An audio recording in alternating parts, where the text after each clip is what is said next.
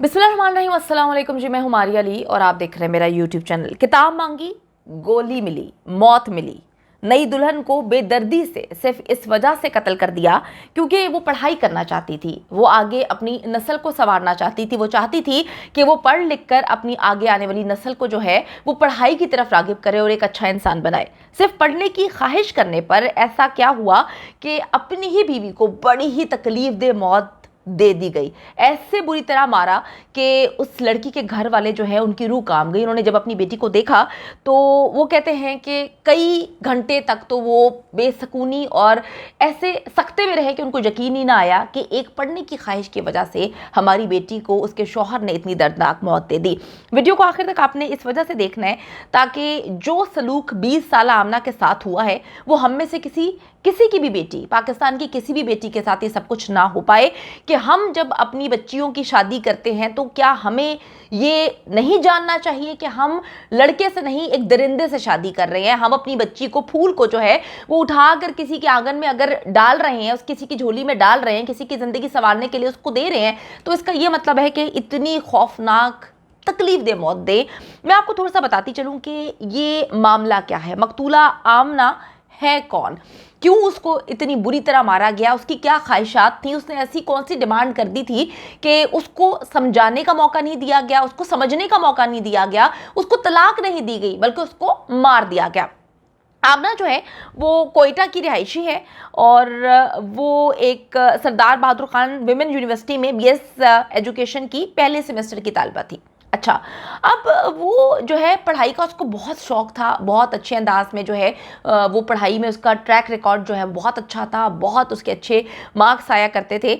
तो होता यह है कि 20 साल की उसकी उम्र थी, उसको 1 साल पहले उसकी यानी कि 19 साल की उम्र में उसकी शादी हो गई। रिश्ता अच्छा आया, वालिद से बात हुई है मेरी, उन्होंने कहा कि रिश्ता बहुत अच्छा आया था। तो उन्होंने कहा कि शादी कर देते हैं। लड़के से पूछा, उनकी फैमिली से पूछा कि जी बच्ची जो है अपनी तालीम मुकम्मल करना चाहती है, ग्रेजुएशन करना चाहती है और आगे शायद मज़ीद पढ़ना चाहे। तो उस वक्त कहते हैं कि लड़के के वालिदैन और लड़के ने कहा कि हमें कोई मसला नहीं है, पढ़ाई करेगी तो अच्छा ही है, हमारी अगली नस्लें जो है वो संवर जाएंगी। अच्छा जी, वो कहते हैं कि बेटी ने तालीम मुकम्मल होने से पहले शादी पर आमादगी जाहिर की, लेकिन वो चाहती थी कि शादी के बाद अपनी तालीम मुकम्मल करें। तो फिर उन्होंने बताया, इनके वालिद ने बताया कि जी उनकी बेटी डॉक्टर बनना चाहती थी। फिर एफएससी के बाद उसको मेडिकल कॉलेज में दाखिला नहीं मिल सका। उसके बाद उसने यूनिवर्सिटी में आगे पढ़ने का फैसला किया, दाखिला लेती है। उसने कहा कि जी बड़ी अच्छी यूनिवर्सिटी थी जहाँ पर वो पढ़ती थी, उसके जितने भी दोस्त थे उसकी पढ़ाई की, उसकी काबिलियत की, उसके टीचर्स तारीफ़ किया करते थे।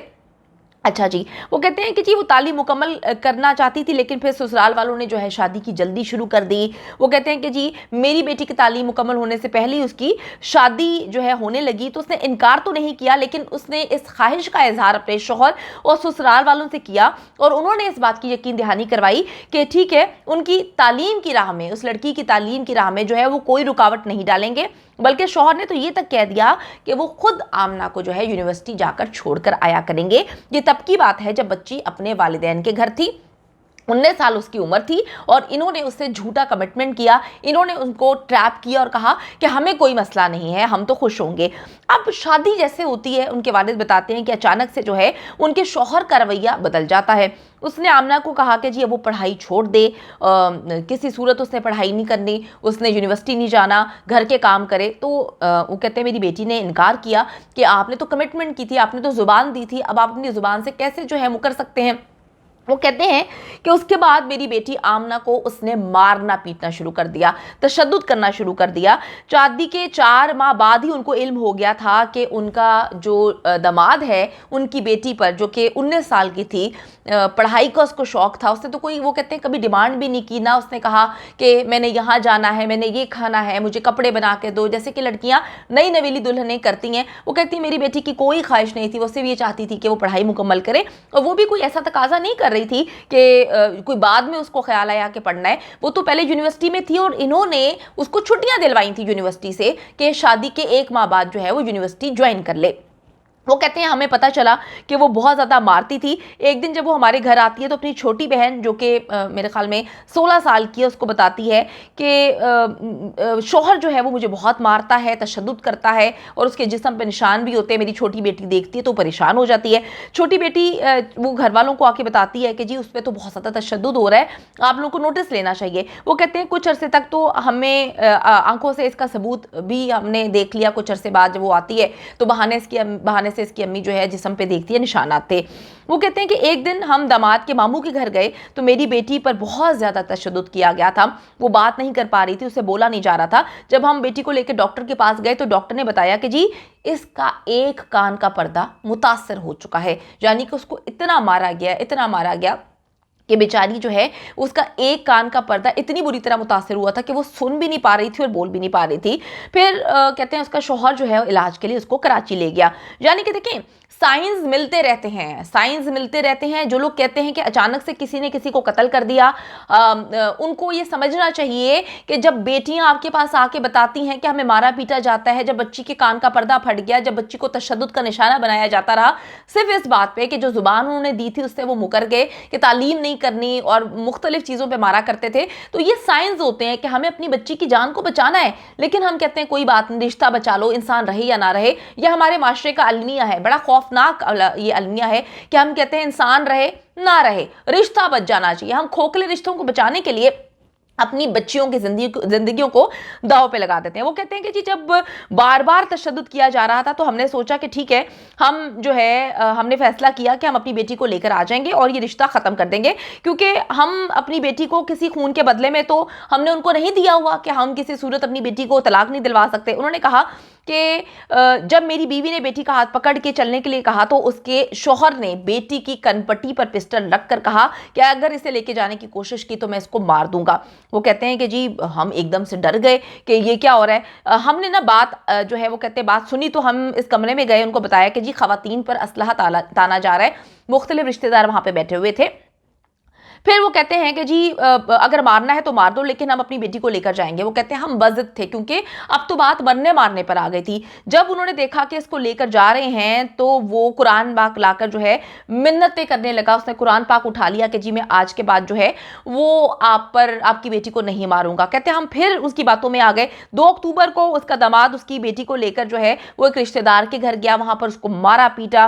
پھر میری بیٹی کو 9:30 بجے کے بعد اس وقت گولی ماری گئی جب وہ عشاء کی نماز پڑھنے کے بعد دعا کر رہی تھی, یعنی کہ وہ سجدے میں تھی, وہ دعا مانگ رہی تھی جب اس درندے نے اس کو مار دیا.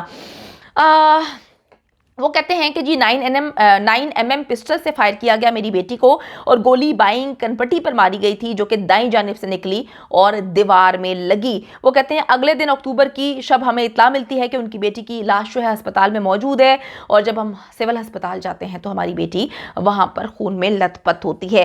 تو یہ سٹوری آپ تک پہنچانے کا مقصد صرف اور صرف یہ ہے کہ جو بیٹیوں کے والدین ہیں ان کو سمجھنا چاہیے کہ جب بار بار سائنز مل رہے ہیں, ایک درندہ ہے, ایک انسان قرآن پاک اٹھا کے جھوٹ بول رہا ہے, ایک انسان نے وعدہ خلافی کی صرف پڑھنے کے لیے اس نے جھوٹ بولا کہ مجھے کوئی مسئلہ نہیں ہے, اس کے بعد وہ مارتا رہا, پیٹتا رہا, کان کا پردہ پھاڑ دیا.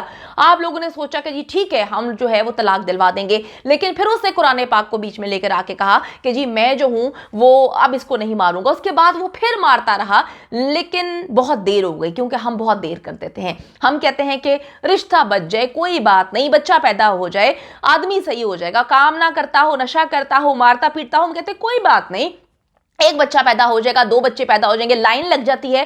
لیکن جس نے اپنی فطرت نہیں بدلنی اس نے نہیں بدلنی. یہ جھوٹا تھا, اس نے قرآن پاک بھی جھوٹا اٹھایا.